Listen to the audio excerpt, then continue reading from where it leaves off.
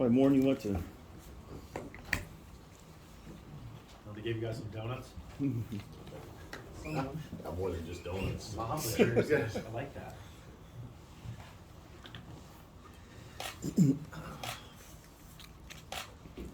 All right, we'll get started with your questions. David, I'd like to talk to you about Byron Young. This is a guy that is a beast in the rushing defense. He's a space eater, eats up blocks, with an upside to become a very good pass rusher. Will you just talk about where you selected him, what you saw that slotted him there, please? Yeah, big physical kid, long arms. He does a really nice job of being able to create leverage inside and control running lanes. It's a little bit of early down pass rush too right now. I think he can develop more than that, but he has some first step quickness, and because of his length, it makes it hard for a lot of those guards to handle him inside. So we see him being able to play inside. We also see him being able to bump out and play big end for us in some of our different defensive packages. So saw him as a versatile guy on early downs that can, right now that can play inside, can also move outside and play big end, has some pass rush ability, also foundation traits. Hard worker, smart, tough, dependable, loves football.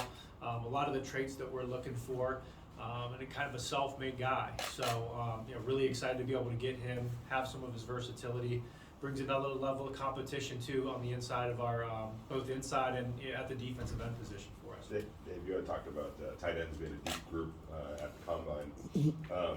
Michael Mayer was somebody that a lot of people thought about as a first rounder. Yeah. When did you start tracking him and kind of like keeping an eye on that to maybe go up and go get him? Yeah, when we got to the end of the first round, there were some discussions there about possibly moving back into the first round, and he was one of the guys that we had discussions about in that mold, and ultimately decided that that wasn't didn't come to fruition, and didn't kind of work out that way. So talked about it a lot last night, talked about it a lot today, and the fact that he was still there was a very exciting moment for us. He's one of the top 15 players on our board just in totality. So to be able to get a guy like Michael, a tight end, good size, really unique thing about him, I'd say, is his short area quickness. He's a bigger guy, but he still has, when you watch the tape, he has the ability to win in a short area. He can win on third down, use his size down in the red zone. Obviously has some size to continue to develop as a run blocker. Another kid, excellent traits, very smart. One of the, probably in terms of our scale of traits, one of the highest guys on our board in that regard too, the way we kind of measure that. So really excited to be able to get a young tight end with his skill set where we got him. We felt like that was very good value. While we're on that, to piggyback on that, with trading Darren and the unfortunate situation with Foster, you need someone to step in like that. And that's a position where with this team, with the skill set positions, players that you have, Devontae, right? Sure. Is he someone who can make an immediate impact and sort of just meld right into the system and become a star because of his work ethic and his capabilities?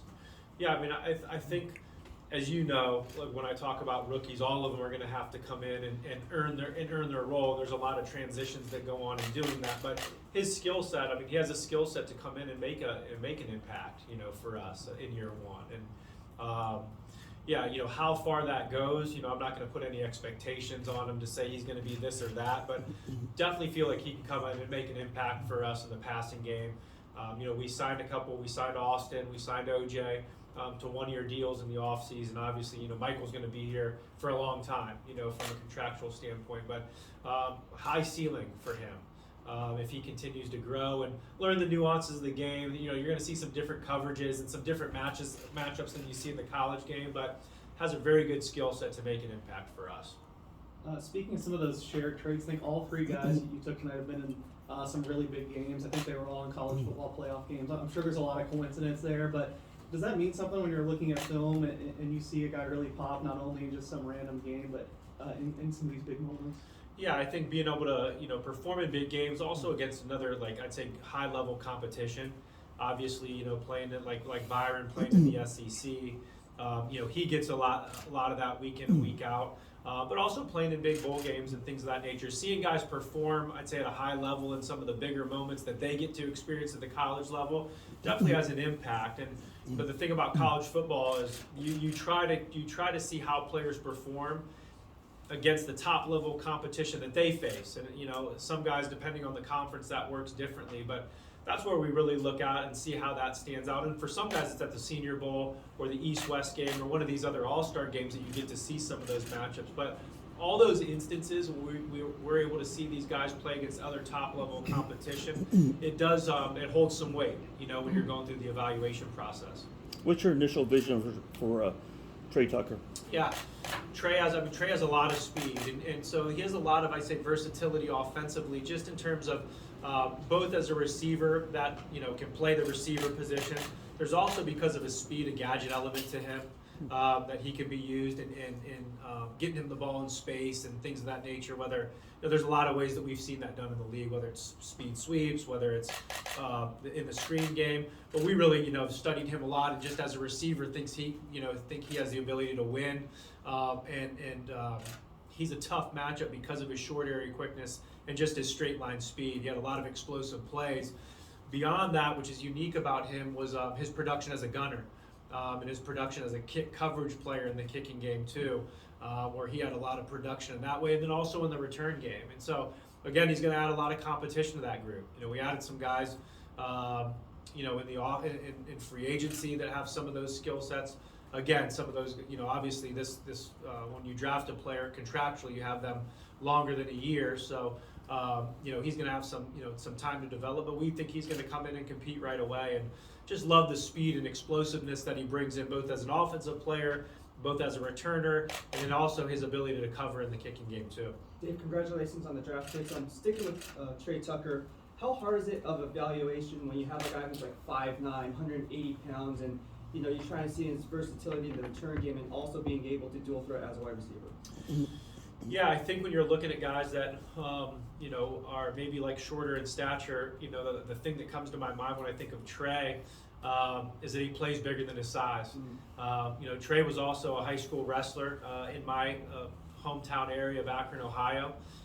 So he always would kind of going back and just looking at his background from high school all the way through college. Always had an edge, always had a chip on his shoulder, always played bigger than his size. And I think you saw that on film. You saw it as a gunner. So those are the types of things you're looking for.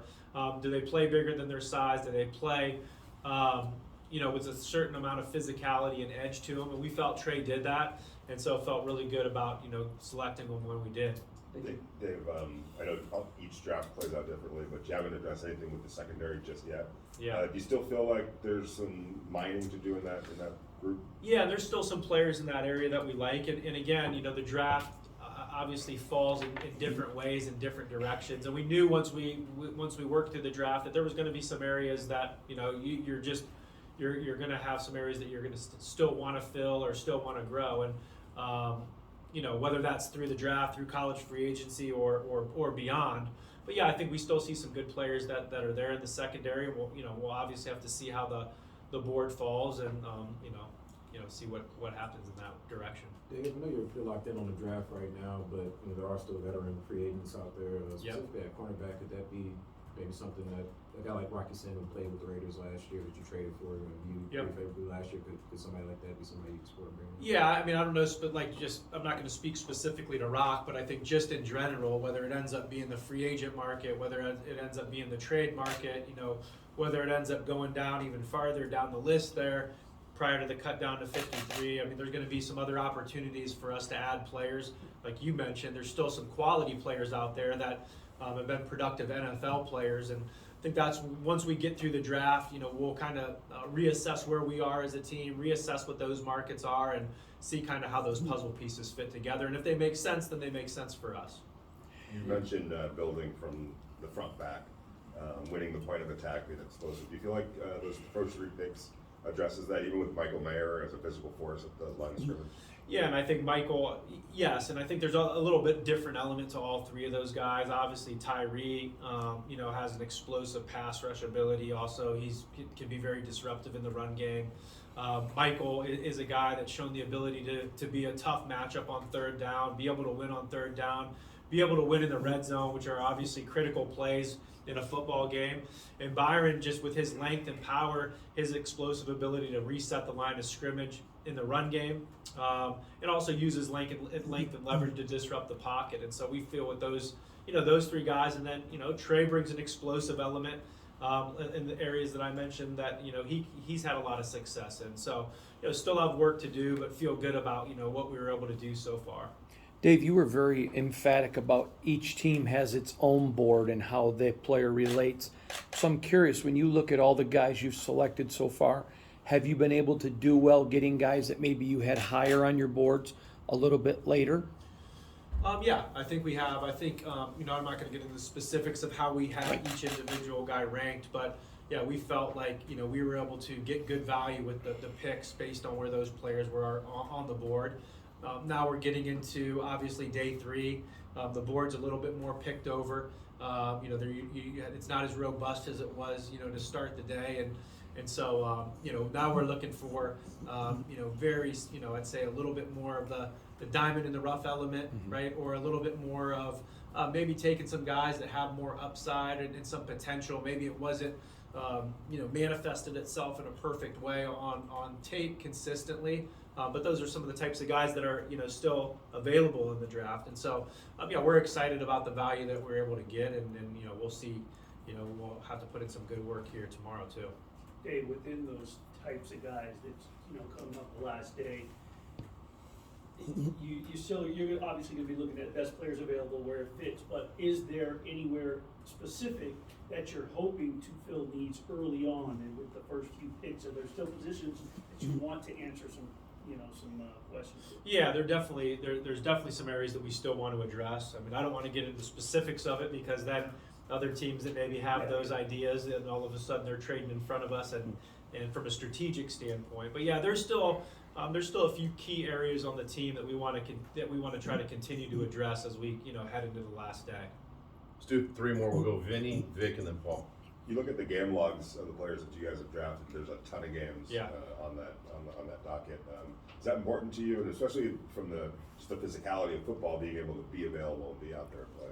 Yeah, that's part of the process when we go through evaluating each individual player. Now, some players you're gonna take maybe a greater risk on based on the talent and things like that. Maybe a guy that's had an injury or two of something of that nature. But yeah, availability, is very valuable, and durability is very valuable. And so that's another piece of the puzzle that we look at when we're evaluating each individual player. And then again, like I mentioned, you have to kind of look at the risk reward of what the talent is of that player, what the injuries have been, and that all goes into the equation when you're looking at each individual player.